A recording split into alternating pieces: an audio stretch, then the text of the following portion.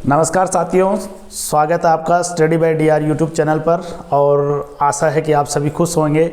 और सबसे पहले तो आप सभी को नववर्ष की हार्दिक शुभकामनाएं। आपको और आपके परिवार को नववर्ष मंगलमय हो और खुशी से भरा आए, ऐसी हम आशा करते हैं और ऐसी शुभकामनाएं आपको देते हैं। तो आज हम लेके आए हैं राष्ट्रपति एक परिचय। और राष्ट्रपति एक परिचय के अंतर्गत आज हम भारतीय संविधान के जितने भी इम्पोर्टेंट और महत्वपूर्ण प्रश्न बनते हैं उन सभी पे हम चर्चा करेंगे। और लगभग अब जो एक एग्ज़ाम सीईटी का होने वाला है, उस सीईटी के एग्ज़ाम के अंतर्गत हम ये कोशिश करेंगे कि जितने भी प्रश्न बन रहे हैं, चाहे वो राष्ट्रपति से हो, चाहे राज्यपाल से हो, चाहे प्रधानमंत्री से हो, चाहे संसद से हो, चाहे संविधान के अनुच्छेद से प्रश्न बन रहे हो या प्रमुख संवैधानिक संशोधन हो, तो इन सब पे हम चर्चा करेंगे और इन सब पे महत्वपूर्ण क्लास हम लेके आएंगे। तो आज हमारी पहली क्लास से राष्ट्रपति एक परिचय से शुरुआत करते हैं। और इसमें सभी राष्ट्रपति, प्रधानमंत्री, संसद, लोकसभा, राज्यसभा, ये सब इसके अंतर्गत सम्मिलित है। प्रमुख चुनाव आयोग, सुप्रीम कोर्ट, हाई कोर्ट और राज्यपाल, इन सभी के प्रश्न सब इसमें हम सम्मिलित किए हैं। तो सबसे पहले तो हम राष्ट्रपति एक परिचय से शुरुआत करते हैं। सबसे पहले देखिए, आज का जो बिंदु है हमारा राष्ट्रपति एक परिचय। भारत का राष्ट्रपति देश का मुखिया है, ये पहला बिंदु है। भारत का जो राष्ट्रपति होता है उसके पास में बहुत सारी शक्तियां हैं। सबसे पहले कार्यकारी शक्तियां हैं, न्यायपालिका की यानी न्यायिक शक्तियां हैं, विधायिक शक्तियां हैं और अन्य कई प्रकार की और भी शक्तियां भारत के राष्ट्रपति के अंतर्गत निहित है। भारत का जो राष्ट्रपति है वो निर्वाचित होता है और ये वंशानुगत नहीं होकर ये समय समय पर निर्वाचित होता रहता है, इसलिए भारत एक गणतंत्र राष्ट्र है। फिर देखिए, भारत का प्रथम नागरिक होता है राष्ट्रपति। राष्ट्रपति की क्या स्थिति है उसके बारे में हम अध्ययन कर रहे हैं। राष्ट्रपति के पास भारतीय सशस्त्र सेना की सर्वोच्च कमान भी होती है, यानी कि वो सभी सेनाओं का सेनापति होता है। भारत का राष्ट्रपति लोकसभा, राज्यसभा एवं विधान सभा के निर्वाचित सदस्यों द्वारा चुना जाता है। जो भारत का जो राष्ट्रपति होता है उसके चुनाव में कौन कौन भाग लेते हैं, याद रख लीजिए, लोकसभा, राज्यसभा और विधानसभाओं के निर्वाचित सदस्य। यहाँ पे ध्यान रखिए, यहाँ पे मनोनीत सदस्य भाग नहीं लेते हैं। जो राष्ट्रपति पहले संसद के अंदर 14 सदस्य मनोनीत करता है, यानी कि 12 तो राज्यसभा के और 2 लोकसभा के। जो 2 लोकसभा वाले हैं उनको 104वां संविधान संशोधन 2020, यानी कि इसके अंतर्गत इन विधेयक को ये जो 2 लोकसभा के अंदर के एंग्लो इंडियन जो मनोनीत करता है, ये वाले इस प्रावधान को खत्म कर दिया है। और कौन सा संविधान संशोधन किया है, 104वां संविधान संशोधन करके इनको खत्म कर दिया है। अब केवल राष्ट्रपति राज्यसभा में 12 सदस्य मनोनीत कर सकेगा। फिर आगे देखिए, भारत के राष्ट्रपति का कार्यकाल 5 वर्ष का होता है। फिर भारत की स्वतंत्रता से लेकर अब तक 14 राष्ट्रपति बन चुके हैं और 15वें जो राष्ट्रपति है वो वर्तमान में अभी बने हैं। कितनी, 25 जुलाई 2022। कौन बने, श्रीमती द्रौपदी मुर्मू। श्रीमती द्रौपदी मुर्मू ये 15वें राष्ट्रपति बने हैं। और इन्होंने कब शपथ ली थी, तो 25 जुलाई 2022 को। ये दूसरी महिला राष्ट्रपति है। प्रथम महिला राष्ट्रपति श्रीमती प्रतिभा देवी पाटिल बने हैं। अब देखिए आगे, भारत के प्रथम राष्ट्रपति डॉक्टर राजेंद्र प्रसाद बने हैं। ये एकमात्र ऐसे राष्ट्रपति हैं जिन्होंने पूरे 2 कार्यकाल पूरे किए हैं। अगला देखिए, वर्तमान में श्रीमती द्रौपदी मुर्मू दूसरी महिला राष्ट्रपति है। 25 जुलाई 2022 को 15वीं राष्ट्रपति बनी है। और अब देखिए, जो राष्ट्रपति का जो क्रम है उसको हम एक बार याद कर लेंगे। अब तक हमारे जो 15 राष्ट्रपति बने हैं उनमें एक मैं ट्रिक लेके आया हूँ राष्ट्रपति याद करने की। कई बार क्रम पूछा जाता है कि इनके बाद में कौन राष्ट्रपति, या 4 राष्ट्रपति दे देंगे, उनका नाम देके पूछेंगे इनको कालानुक्रम कीजिए, यानी इनको समय के अनुसार व्यवस्थित कीजिए। तो सबसे पहले देखिए, आप इस प्रकार याद कर सकते हो एक ट्रिक के माध्यम से कि पहले जो राष्ट्रपति डॉक्टर राजेंद्र प्रसाद, राजेंद्र की राधा जाकर गिरी फखरुद्दीन रेड्डी की जेल में, रामा शंकर ने नारायण के रूप में कमाल कर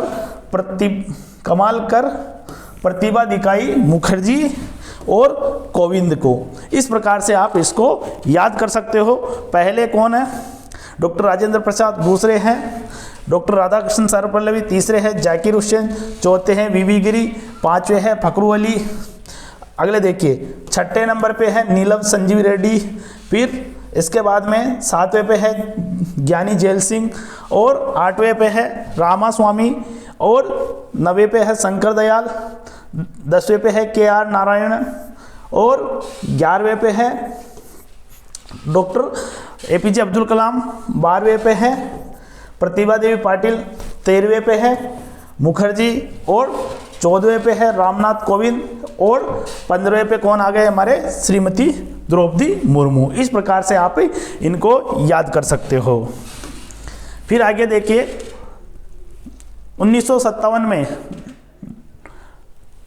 डॉक्टर राजेंद्र प्रसाद राष्ट्रपति पद के लिए फिर से चुने गए, यानी दोबारा, और 2 पूर्ण कार्यकाल पूरा करने वाले एकमात्र राष्ट्रपति हैं। और डॉक्टर राजेंद्र प्रसाद लगभग 12 वर्षों तक, यानी सबसे लंबी अवधि के लिए राष्ट्रपति पद पर रहे। भारत के राष्ट्रपति नई दिल्ली, यानी कि जो राष्ट्रपति भवन है उसकी बात कर रहे हैं, नई दिल्ली में स्थित राष्ट्रपति भवन में रहते हैं, जो कि रायसीना पहाड़ियाँ, जो किसकी है? अरावली की हिस्सा है, जो कि अरावली का जो बाग है दिल्ली के अंतर्गत रायसीना, उस पे इनका राष्ट्रपति भवन है, जो कि निवास स्थान है। अगला देखिए, आज़ादी से पहले भारत के आखिरी, यानी British viceroy Lord Mountbatten Bharat के पहले गवर्नर जनरल बने थे। और अगर स्वतंत्र भारत के व्यक्ति की बात करें तो उनके बाद में बैठने थे चक्रवर्ती राजगोपालाचारी, जिन्होंने ये पद ग्रहण किया और भारत के इकलौते भारतीय मूल के गवर्नर जनरल बने। फिर इसी पद को राष्ट्रपति पद में तब्दील कर दिया गया, बदल दिया गया। फिर आगे देखिए, राष्ट्रपति का चुनाव। अब देखिए, राष्ट्रपति के पद का हमने विवरण सुन लिया। अब बात करते हैं हम राष्ट्रपति का चुनाव। जो राष्ट्रपति का जो पद है वो होता है अनुच्छेद 52 के अंतर्गत। अब देखिए, राष्ट्रपति का चुनाव कैसे होता है। राष्ट्रपति के चुनाव का अनुच्छेद 55 के अनुसार होता है, और एकल संक्रमणीय मत प्रणाली, यानी एक प्रकार की प्रोसीजर है जिसके अनुसार राष्ट्रपति का चुनाव होता है। एकल संक्रमणीय मत प्रणाली क्या है कि इसमें 1, 2, 3 व्यक्ति इस प्रकार से चुनाव में भाग लेते हैं, तो उन तीनों को वरीयता दी जाती है कि मान लीजिए कि आप अगर राष्ट्रपति तीनों को चुनना है तो पहले नंबर पे किसको रखोगे। मान ले कि तीसरे वाले को आपने पहले नंबर पे रखा तो इसको आपने 1 वरीयता दे दी, दूसरे वाले को आपने 1 नंबर पे रखा और पहले नंबर वाले को आपको 3 नंबर पे रखा। इस प्रकार से आप वरीयता देके और राष्ट्रपति का चुनाव करते हैं, और जिसकी वरीयता 1 नंबर ज़्यादा आती है वही राष्ट्रपति बनते हैं। अगर नहीं आती है तो फिर दोबारा वापस यही प्रोसेस अपनाई जाती है। राष्ट्रपति के निर्वाचन संबंधी किसी भी विवाद में निर्णय लेने का अधिकार सिर्फ सुप्रीम कोर्ट को है, यानी कि उनके विवादों का निपटारा कौन करवाता है? सुप्रीम कोर्ट करवाता है। राष्ट्रपति पर महाभियोग जो अनुच्छेद 61 है, 61 है, ये कहता है कि राष्ट्रपति पर अगर राष्ट्रपति कभी संविधान की जो अवहेलना करता है या उल्लंघन करता है तो उस पर महाभियोग लगाया जा सकता है। और किसके, कौन से अनुच्छेद? अनुच्छेद 61 के तहत। लेकिन उनको 14 दिन पहले, महाभियोग के 14 दिन पहले लिखित में सूचना देनी पड़ती है। न्यायिक शक्तियाँ, राष्ट्रपति के पास में न्यायिक शक्तियाँ भी होती है, कार्यकारी भी शक्तियाँ होती है। राष्ट्रपति के पास में जो शक्तियाँ हैं उनमें से एक तो कार्यकारी, फिर विधायी और न्यायिक, ये शक्तियाँ होती है। तो कार्यकारी में तो जितनी भी नियुक्ति आती है, प्रधानमंत्री की हो, महान्यायवादी की हो, या जैसे कि सुप्रीम कोर्ट के चीफ जस्टिस की हो, और विधायी में जो विधेयक संबंधित जैसे कि है ना संयुक्त अधिवेशन बुलाना या किसी विधेयक पर सहमति देना नहीं देना, ये सब विधायी शक्तियों में आती है। न्यायिक शक्तियों में आती है क्षमादान की शक्ति। यानी कि अनुच्छेद जो 72 है वो कहता है कि भारत का राष्ट्रपति किसी भी व्यक्ति के दंड को कम कर सकता है, माफ कर सकता है, सजा की प्रवृत्ति बदल सकता है, ये अनुच्छेद 72 कहता है, जिसको कहते हैं क्षमादान की शक्तियां। फिर देखिए वीटो की शक्तियां। राष्ट्रपति के पास में, भारत के राष्ट्रपति के पास में 3 प्रकार के वीटो शक्तियां हैं। देखो वीटो शक्ति क्या होती है, विधेयक की किसी भी कार्यवाही को विधि बनाने से रोकने के लिए वीटो शक्ति कहलाती है। यानी कि मान लीजिए कोई कानून है, अगर वो कानून सही नहीं, संसद कोई कानून बना रही है और वो कानून सही नहीं है, तो राष्ट्रपति उस पर अपनी शक्ति के माध्यम से, यानी कि उसको कानून बनने से रोकने के लिए वो किसी भी वीटो का प्रयोग कर सकता है, और वह कहलाती है वीटो शक्ति। एक तो होता पूर्ण वीटो, दूसरा होता निलंबनकारी वीटो, और तीसरा होता पॉकेट वीटो। पूर्ण वीटो में क्या करता है, स्पष्ट मना कर देता है।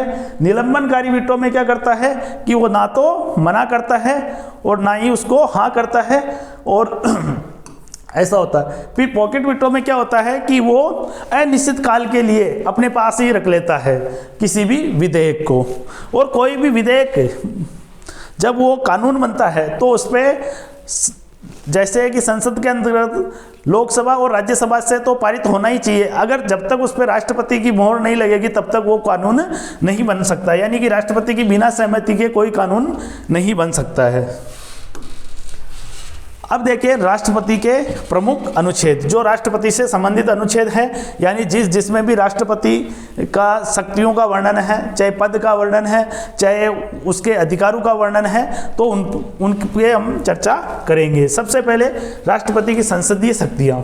अब देखिए अनुच्छेद 52 कहता है कि भारत का एक राष्ट्रपति होगा। अनुच्छेद 53 कहता है कि संघ की कार्यपालिका की शक्तियां राष्ट्रपति में निहित है। अनुच्छेद 54 कहता है कि राष्ट्रपति का निर्वाचन, देखिए 54 के अंतर्गत निर्वाचन में कौन कौन भाग लेंगे। 55 कहता है कि रीति, यानी कि किस प्रकार से होगा, तो राष्ट्रपति का चुनाव किससे होता है, सिंगल ट्रांसमिटेड इलेक्शन, इस प्रकार से, यानी कि एकल संक्रमणीय मत प्रणाली से चुनाव होता है। ये 55 में रीति आएगी। 56 में पदावधि आएगी, यानी 5 वर्ष के लिए होता है। फिर देखिए 57 में पुनर्निर्वाचन की पात्रता, यानी कि पुनर्निर्वाचन के लिए राष्ट्रपति की कोई पात्रता, यानी कि कोई भी व्यक्ति भारत का कितनी बार राष्ट्रपति रह सकता है, ये ऐसा संविधान में कहीं पे वर्णन नहीं है। फिर 58 में देखिए राष्ट्रपति की अर्हताएं, और 59 में पद की शर्तें, और 60 में शपथ, यानी राष्ट्रपति की जो शपथ का वर्णन है वो 60 के अंतर्गत है। फिर 61 कहता है कि राष्ट्रपति महाभियोग, जिस पे अपने अभी चर्चा की थी। अनुच्छेद 62 जो राष्ट्रपति के पद को भरने के लिए पदावधि या समय की जो तय सीमा की गई है, वो अनुच्छेद 62 ये बतलाता है। अब देखिए और राष्ट्रपति से संबंधित प्रमुख अनुच्छेदों में 72 जो समाधान का है, इसमें 5 प्रकार के समाधान का वर्णन है। एक तो पूर्ण समाधान, फिर प्रविलंबन और लघुकरण, और इस प्रकार से और भी इसके अंतर्गत 5 विधियां आती है समाधान की। 123 1 2 3 जब 2-3 व्यक्तियों की शक्ति केवल राष्ट्रपति में आ जाती है, उसे कहते हैं राष्ट्रपति का अध्यादेश। यानी कि जब संसद नहीं चल रही होती है, यानी विश्रांति काल चल रहा होता है, तब राष्ट्रपति को लगता है कि देश में कानून बनाने की जरूरत है, तो वो एक प्रकार का कानून बनाता है या एक अध्यादेश जारी करता है। वो अनुच्छेद 123 के अंतर्गत आता है, और वो जो संसद द्वारा बनाए गए अधिनियम या विधेयक के समान ही कार्य करता है, लेकिन इसकी अवधि केवल 6 माह तक रहती है। अगर 6 माह तक अगर संसद इसको पास देती है तो कानून बन जाता है, और संसद इसको पास नहीं करती है तो यह स्वतः ही रिजेक्ट हो जाता है। अगला देखिए अनुच्छेद 143 से राष्ट्रपति किसी भी कानूनी मामले में सुप्रीम कोर्ट से सलाह मांग सकता है, पर लेकिन वो सलाह जो सुप्रीम कोर्ट देता है वो मानने के लिए राष्ट्रपति बाध्य नहीं है। अगला देखिए अनुच्छेद 280। राष्ट्रपति हर 5 वर्ष में एक वित्त आयोग का गठन करेगा। किसके लिए? हर 5 वर्ष के लिए। ये कौन सा अनुच्छेद कहता है? अनुच्छेद 280। फिर देखिए आपातकालीन शक्तियाँ, जो राष्ट्रपति के पास में आपातकालीन शक्तियाँ 352 में आपातकाल की घोषणा होती है और अब तक भारत में 3 बार 352 लागू हुआ है, उसकी हम चर्चा बाद में करेंगे। फिर देखिए 356, जब किसी राज्य का संवैधानिक तंत्र या राज्य सरकार चलाने में सक्षम नहीं हो या विफल हो जाती है, तब ये 356 लागू होता है। 360 वित्तीय आपात, जो अभी तक एक भी बार लागू नहीं हुआ है। अब देखिए राष्ट्रपति से संबंधित महत्वपूर्ण प्रश्न। अब हम इन प्रश्नों को करने से पहले ये करेंगे कि जो और भी इम्पोर्टेंट बातें हैं वो जो छूट गई है उन पे हम चर्चा करेंगे। सबसे पहले संसद।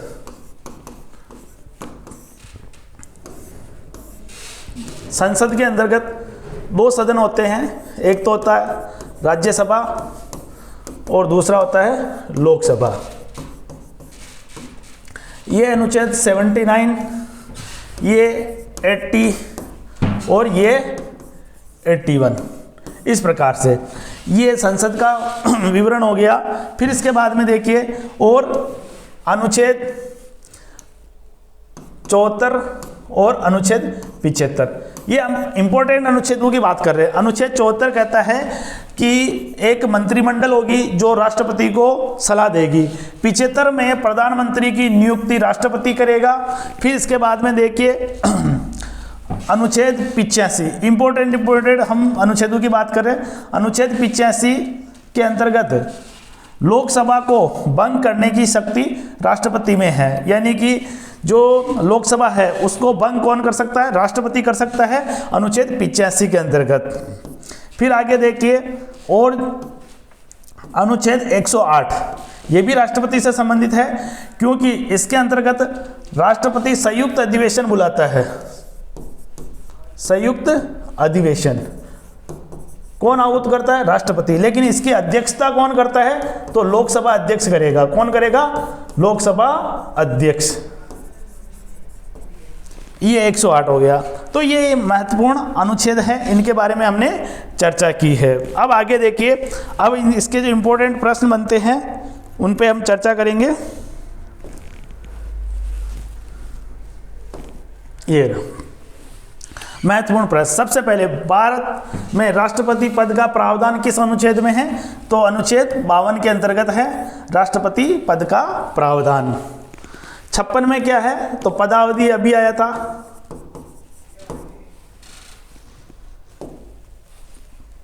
फिर आगे देखिए राज्य का प्रमुख देखिए, अगर हम पॉलिटिकल की दृष्टि से बात करें तो राज्य का अर्थ देश होता है, और अगर हम भारत के अंदर बात करें तो वो उसका प्रमुख हो जाएगा राज्यपाल। लेकिन यहाँ पे है राज्य का हो जाएगा यहाँ पे राष्ट्रपति। केवल अगर इस स्टेट की बात करता है कि भारत में राज्य का प्रमुख, तो भारत में राज्य का प्रमुख कौन हो जाएगा? राज्यपाल। लेकिन जो पॉलिटिकल है उसके अंतर्गत सभी देशों को एक राज्य के समान माना जाता है, तो यहाँ पे उत्तर भारत का राष्ट्रपति होगा। भारत के प्रथम राष्ट्रपति कौन है? तो डॉक्टर राजेंद्र प्रसाद। ये दूसरे नंबर के डॉक्टर सर्वपल्लवी राधाकृष्णन। ये प्रथम उपराष्ट्रपति है, प्रथम उपराष्ट्रपति।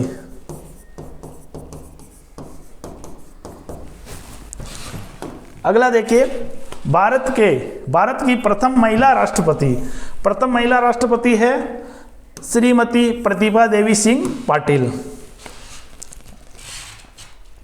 अब देखिए फिर इसके बाद में भारत का प्रथम नागरिक कौन है? तो भारत का प्रथम नागरिक है राष्ट्रपति। भारत में राष्ट्रपति पद के न्यूनतम आयु 35 वर्ष होनी चाहिए। वह लोकसभा सदस्य बनने की योग्यता होनी चाहिए। इसके अलावा और भी जो योग्यताएं हैं वह भारत का नागरिक होना चाहिए। इस प्रकार की योग्यताएं निर्धारित है। फिर इसके अलावा और कुछ शर्तें भी है। शर्तें ये है कि 50 अनुमोदक और 50 प्रस्तावक होना जरूरी है, जो कि क्या हो, संसद के सदस्य हो सकते हैं या विधानमंडल के सदस्य हो सकते हैं। अगला देखिए, तीनों सेनाओं का सर्वोच्च सेनापति तो भारत का राष्ट्रपति होगा। फिर आगे देखिए, लोकसभा एवं राज्यसभा में राष्ट्रपति कुल कितने सदस्य मनोनीत, दोनों की बात कर रहा है। बहुत सी बार दोनों की जगह संसद पूछा गया है। क्या पूछा गया है? संसद। जब संसद की बात करते हैं तो कितने हो जाएंगे? 12+2 और 12+2 यानी 14 सदस्य हो जाएंगे। ये डी आंसर हो जाएगा। अभी मैंने बताया था कि ये दो एंग्लो इंडियन है, इनको अभी समाप्त कर दिया गया। कौन से संविधान संशोधन? 104वां संविधान संशोधन के तहत। भारत का राष्ट्रपति चुनाव कितने वर्षों के लिए होता है? तो 5 वर्षों के लिए होता है। ये कौन कहता है? अनुच्छेद 56 के अंदर पदावधि आती है। फिर आगे देखिए, भारत का राष्ट्रपति को कौन शपथ दिलाता है? तो CJI यानी कि चीफ जस्टिस ऑफ इंडिया। कहाँ पे है? भारत का उच्च न्यायालय का मुख्य न्यायाधीश, भारत के उच्च नहीं उच्चतम न्यायालय का, उच्चतम न्यायालय का यानी भारत का मुख्य न्यायाधीश, जो किसका? उच्चतम न्यायालय का। इसमें केवल न्यायाधीश दीर्घ का, मुख्य न्यायाधीश किस में आ रहा है? तो ये रहा, ये आ जाएगा, पहला आंसर हो जाएगा। फिर देखिए, भारत के मुख्य न्यायाधीश के पद की शपथ कौन दिलाता है? तो देखो, CJI को शपथ दिलाता है भारत का राष्ट्रपति। प्रधानमंत्री को भी वही शपथ दिलाते हैं, अन्य मंत्रियों को भी शपथ दिलाते हैं। तो भारत के प्रथम मुस्लिम राष्ट्रपति, तो मुस्लिम राष्ट्रपति है डॉक्टर जाकिर हुसैन। देखिए, ये फखरू अली अहमद है साहब, तो ये आए थे 1975 के जो आपातकाल लगा था, ये इन्होंने ही लगाया था। कब लगाया था? ये लगाया था जून 1975 में। और किनके कहने पर? तत्कालीन प्रधानमंत्री श्रीमती इंदिरा गांधी के कहने पर। निर्विरोध राष्ट्रपति बनने वाले, जो निर्विरोध राष्ट्रपति है वो नीलम संजीव रेड्डी। कब बने थे ये बने थे 25 जुलाई 1977, यानी कि पहले लोकसभा अध्यक्ष बने, फिर इसके बाद में वहाँ से ये इन्होंने राष्ट्रपति के लिए नामांकन भर दिया और 1977 में ये निर्विरोध राष्ट्रपति बने। अगला प्रश्न देखिए, संविधान में राष्ट्रपति शासन का प्रावधान। देखिए, राष्ट्रपति शासन की बात कर रहा है ये, तो हमारे संविधान में जो आपातकाल के 3 प्रकार है, एक तो होता है राष्ट्रीय आपात, एक राष्ट्रपति शासन, एक वित्तीय आपात। तो ये राष्ट्रपति शासन की बात कर रहा है, 356 में आएगा। किस में आएगा? 356 में। तो 352 में क्या आता है? राष्ट्रीय आपातकाल। क्या आता है? राष्ट्रीय आपातकाल। अब तक कितनी बार लागू हुआ? 3 बार।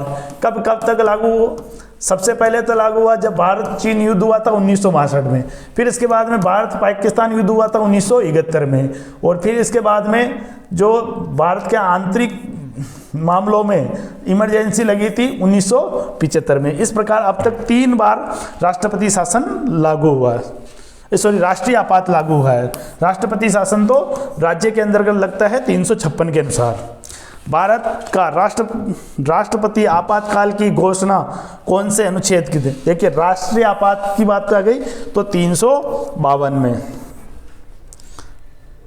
अगला देखिए भारत के संविधान में कई बार प्रश्न पूछा गया कि मंत्रिमंडल शब्द का वर्णन कितनी बार है? तो 1 बार है। और कौन से अनुच्छेद में है? तो सिर्फ अनुच्छेद 352 के अंतर्गत है। फिर देखिए, भारत में अभी तक कितनी बार राष्ट्रीय आपातकाल लगा है? तो कितनी बार? 3 बार। कब तक लगा? अभी बता दिया था। 1962 में भारत चीन युद्ध, 1971 में भारत पाकिस्तान युद्ध, 1975 में इंदिरा गांधी के समय आंतरिक अशांति के नाम पर। फिर भारत का राष्ट्रपति तो इसकी भारत की कार्यपालिका का अध्यक्ष होता है। अगला देखिए, भारत का राष्ट्रपति किसके द्वारा चुना जाता है? तो किसके द्वारा चुना जाता है? संसद और विधानसभाओं के, यहाँ ध्यान रखना, निर्वाचित सदस्य। किसके द्वारा? निर्वाचित सदस्यों द्वारा। फिर अगला देखिए, संघ की कार्यपालिका की शक्ति किसमें निहित है? तो संघ की कार्यपालिका की शक्ति किसमें निहित है? राष्ट्रपति में। अगला देखिए, भारत का राष्ट्रपति किस आयोग का गठन करता है? किस आयोग का गठन करता है? देखिए, भारत का राष्ट्रपति वित्त आयोग का गठन करता है अनुच्छेद 280 के तहत। अब देखिए, संघ लोक सेवा आयोग अनुच्छेद 315 के अंतर्गत आती है। तो ये तो पहले ही संविधान में वर्णन है इसका, संविधान सभा ने इनका गठन कर दिया। निर्वाचन आयोग अनुच्छेद 324 है, तो इसमें भी किसने? संविधान सभा ने इसका गठन कर दिया है, तो ये नहीं आएगा। और राज्य पुनर्गठन आयोग, तो ये तो सुप्रीम कोर्ट के कहने पे हुआ था। और ये कब हुआ था? ये हुआ था 22 दिसंबर 1953। याद रख लीजिए भैया, बहुत इंपॉर्टेंट है, 22 दिसंबर 1953। ये और इसके अध्यक्ष कौन थे? तो इसके अध्यक्ष थे फजल अली। कौन थे? फजल अली इनके अध्यक्ष थे। अगला देखिए, लोकसभा का विघटन करने की शक्ति किसे प्राप्त है? राष्ट्रपति को। कौन से अनुच्छेद के तहत है? अनुच्छेद 85 के तहत। और अनुच्छेद 108 के अंतर्गत वो संयुक्त अधिवेशन बुलाता है राष्ट्रपति। राज्यपाल किस में आता है? तो अनुच्छेद 153 में। प्रधानमंत्री अनुच्छेद 75 के अंतर्गत प्रधानमंत्री की नियुक्ति होती है, अनुच्छेद 75 में। 74 में मंत्रिमंडल आएगा, मंत्रिपरिषद आए। फिर इसके बाद में देखिए, और मुख्यमंत्री ये आ जाएगा अनुच्छेद 174। इस प्रकार से अब आगे देखिए, अगला प्रश्न है, संसद के दोनों सदनों की संयुक्त बैठक कौन बुलाता है? यहाँ पे अगर बैठक की अध्यक्षता कौन करता है, तो यहाँ पे आ जाता स्पीकर। और अगर बुलाता कौन है? तो भारत का राष्ट्रपति। कौन से अनुच्छेद? 108 के तहत। फिर अगला देखिए, भारत का राष्ट्रपति त्याग पत्र की सूचना किसे देगा? उपराष्ट्रपति को। किसको देगा? भारत का उपराष्ट्रपति को। फिर देखिए, मुख्य चुनाव आयुक्त की नियुक्ति कौन करता है? मुख्य चुनाव आयोग का वर्णन किसमें है? तो 324 से वर्णन है, अनुच्छेद 324 से। और फिर इसके बाद में देखिए, कौन सा नियुक्ति कौन करता है? तो भारत का राष्ट्रपति हो जाएगा। ये कौन सी शक्ति है राष्ट्रपति की? तो ये कार्यकारी शक्ति है। जहां पे भी नियुक्ति की बात आएगी वहां पे कार्यकारी शक्तियां आएगी। कौन सा व्यक्ति कार्यवाहक राष्ट्रपति तथा उच्चतम न्यायालय का मुख्य न्यायाधीश रहा? तो ये आ जाएगा मोहम्मद हिदायतुल्लाह। ये भारत के मुख्य न्यायाधीश भी है और राष्ट्रपति भी बने, कार्यवाहक। देखिए, भारत के अंतर्गत अब तक 15 राष्ट्रपति तो बने और 3 कार्यवाहक बने।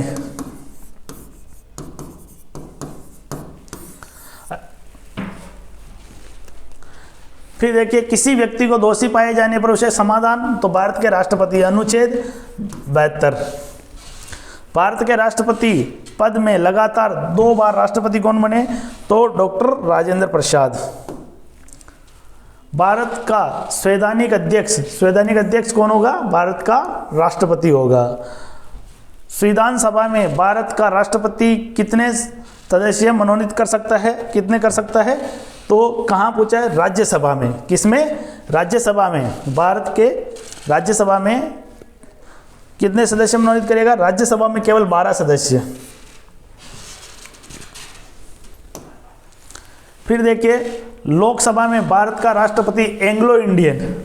देखिए भैया, एंग्लो इंडियन क्या होता है ये जान लेते हैं कि भारत में जो ब्रिटिश मूल के, जो पहले अंग्रेज यहाँ रहते थे, उनके जो वंशज है जो यहीं रहने लग गए और यहीं उन्होंने अपना जीवन यापन शुरू कर दिया, वो कहलाते हैं एंग्लो इंडियन।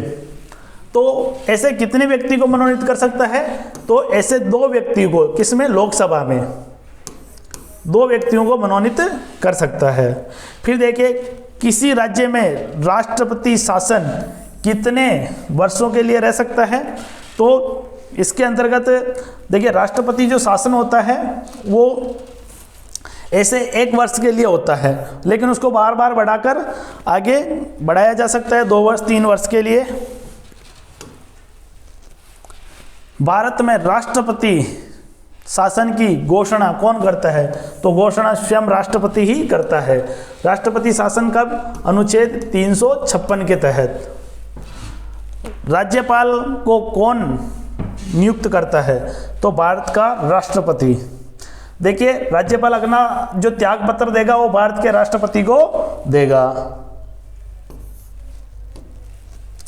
फिर देखिए, भारत का महान्यायवादी यानी अटॉर्नी जनरल की नियुक्ति कौन करता है? तो भारत का राष्ट्रपति करता है। महान्यायवादी अनुच्छेद 76 कहता है कि भारत में एक महान्यायवादी होगा जो कि भारत सरकार को चलाने के लिए कानूनी राय देता है और कानूनी सहायता करता है।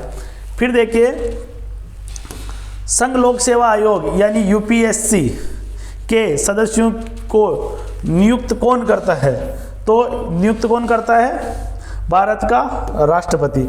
अब ध्यान रखिए, यहाँ पे अगर कोई पीसीएस आ जाता है, सॉरी यानी कि हम बात करें, हाँ पीसीएस ही मान लो, पीसीएस यानी जितनी भी राज्य के जो आयोग है, राज्य लोक सेवा आयोग है, संघ की जगह राज्य लोक सेवा आयोग है, उनके सदस्यों की नियुक्ति तो राज्यपाल करेगा। कौन करेगा? राज्यपाल। लेकिन उनको हटाने का अधिकार किसको है? तो भारत के, सॉरी यहाँ पे उपराष्ट्रपति हो गया, भारत के राष्ट्रपति। हाँ, तो उनको हटाने का अधिकार किनको है? राष्ट्रपति को है। नियुक्ति तो राज्यपाल करेगा लेकिन हटाने का अधिकार किनको है? राष्ट्रपति को। अभी हाल ही में एक एग्जाम में ये ऐसा प्रश्न पूछा गया था। फिर आगे देखिए, भारत के नियंत्रक एवं महालेखा परीक्षक यानी कि comptroller auditor general of India की नियुक्ति कौन करता है? तो इसकी नियुक्ति भी कौन करता है? भारत का राष्ट्रपति। कौन से अनुच्छेद? अनुच्छेद 148 के तहत। किसके? अनुच्छेद 148 के तहत। इनमें से किसकी नियुक्ति भारत का राष्ट्रपति नहीं करता है? देखिए, उच्च न्यायालय के मुख्य न्यायाधीश करता है, उच्चतम न्यायालय के करता है, निर्वाचन आयोग के सदस्यों की नियुक्ति करता है।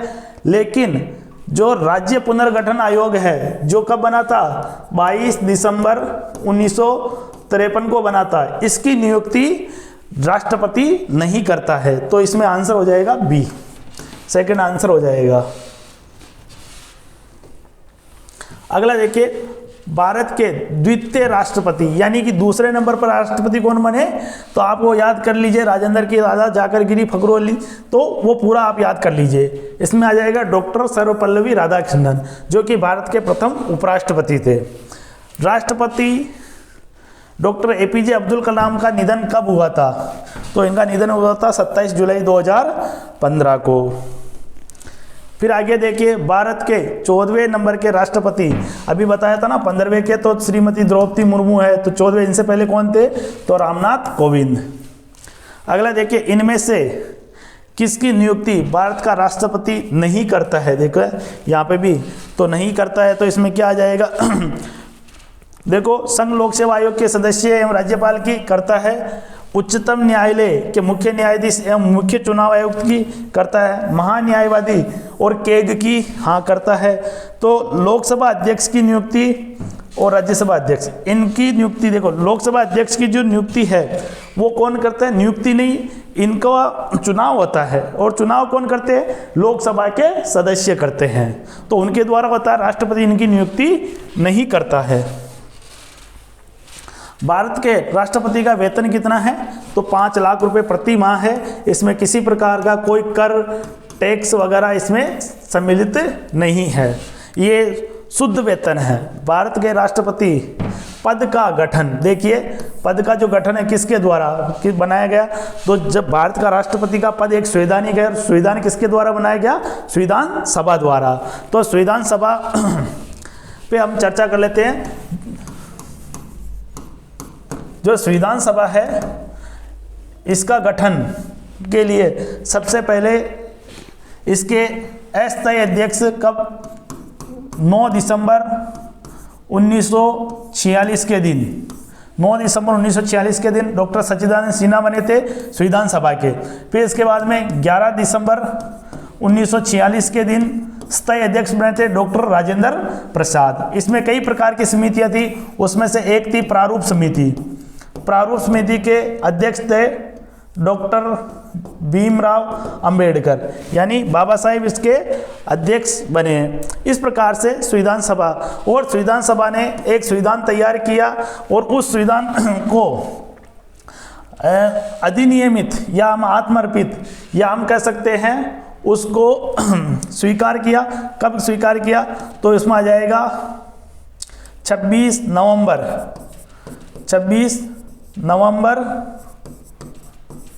1949 के दिन। ये तो संविधान अधिनियमित हुआ था, लेकिन संविधान लागू कब हुआ? पूरे देश में लागू हुआ था 26 जनवरी 1950 से। ये हमने संविधान सभा के बारे में छोटी मोटी चर्चा कर ली थी। अब देखिए आगे जो है भारत के राष्ट्र, तो ये किसके द्वारा हो गया? संविधान सभा द्वारा।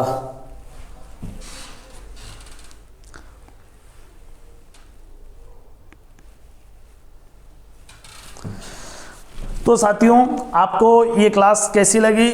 आप इस क्लास को लाइक करें और चैनल को सब्सक्राइब करें। इसके साथ ही आप हमारे साथ जुड़े रहिए और ऐसे ही हम क्लास लेके आते रहेंगे। इसके साथ ही आप सभी का बहुत बहुत धन्यवाद। जय हिंद, जय भारत।